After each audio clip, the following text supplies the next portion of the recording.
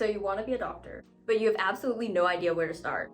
Don't worry, I got you. If you're like me 4 years ago and you're planning on going to medical school, but you have absolutely no idea where to begin, or you're just feeling overwhelmed with all of the stuff that you have to tackle, one of the best and first things I suggest is know how to play the game. If you want to be a doctor, you absolutely have to apply to medical school. This being said, if you want to know how to play the game, you have to know exactly what goes into the medical school application, or the MCAT.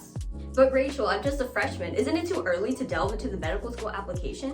No, it is absolutely not too early to start knowing what exactly goes into the MCAT application. Knowing what goes into the application doesn't mean that you're going to be doing every single thing all at once, but knowing the game plan and what is exactly expected of you and the core requirements to get into the medical school can help save you so much headaches, hiccups, troubles down the road, as well as help you to best plan and engage in high-yield activities that are going to give you the highest yield results. There really isn't one single pre-med major, so everyone is going to be doing something different, which is where some of the stress and overwhelming feelings often come from. So when you get to this point and your back is up against the wall, you're so confused and you don't know where to start and focus, look to the key master game plan, the MCAT app. One of the components of MCAT is having 15 extracurricular activities. Knowing this number is super important because that means if you do over 15 activities, which a lot of pre-meds do, they just overwhelm and overload themselves, some of these activities will not be included on the application. So you have to prioritize and engage in activities that you're most passionate about and that will make the biggest impact. Of those 15 activities, there are certain activities that are an absolute unspoken requirement that you have to get into medical school. The most important of these experiences being research, volunteering or community service, clinical or medically related experiences, and shadowing. In addition, you also have to take the MCAT, have a solid GPA, and solid grades. But Rachel, that's so many things to think about, not excluding taking and managing my classes. Where do I go from here? Don't worry, I totally hear you. And just hearing and knowing about those requirements in itself is overwhelming enough. But the fact that you already know some of the core requirements for medical school and the master game plan, which is the MCAT app, you've already completed the first and arguably the most important step. So let's keep going. Now that you know to look into the master game plan, the MCAT app, and know some of the core requirements, it's time to break it down. Whenever I feel stressed, overwhelmed, or just honestly lost, I've started defaulting to breaking things down into simpler things. And this goes not just for medical school, but also for my studying and my personal life. You don't go into a soccer game not knowing how to play soccer or not knowing the basic rules and expecting to win. You may score a couple goals just out of luck, but you have a very small chance of actually winning the game if you don't even know how to play it. So, know how to play the game. Now let's take community service, one of the core extracurricular requirements, for example. But Rachel, there are so many different community service opportunities, and I see my friends doing at least 10. How do I know which ones I should do? I don't know where to start. With community service, I suggest you go and explore all the different types of opportunities available to you. Try out a bunch of different ones and see which one resonates the most with you. Then, when you find a couple that do, stick with them for the long run.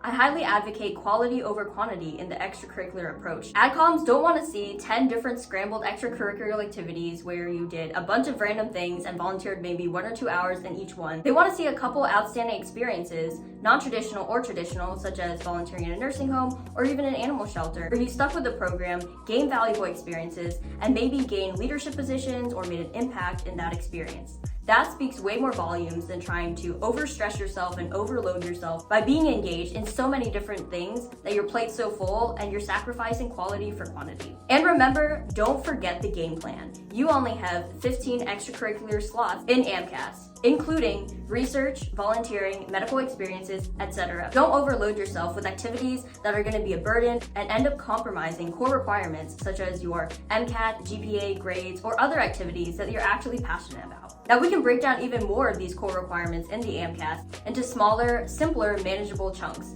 and make sure that you include actionable items and specific goals whenever you break something down. Let's start with the MCAT. The MCAT is like the capstone big exam for pre-med students. Looking and even thinking about the MCAT can feel overwhelming in itself.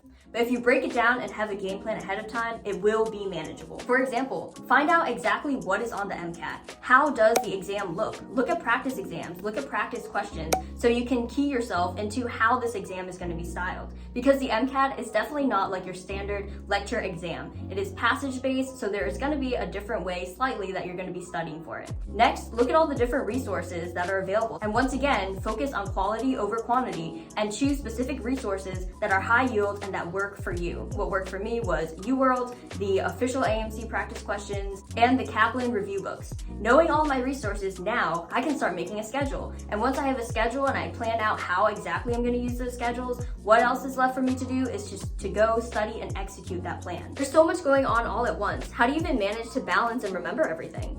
To this, I say keep the game plan in mind. Chart out your current progress. For example, you know you need 15 extracurriculars, and some of these extracurriculars are core requirements, such as research, shadowing, and volunteering.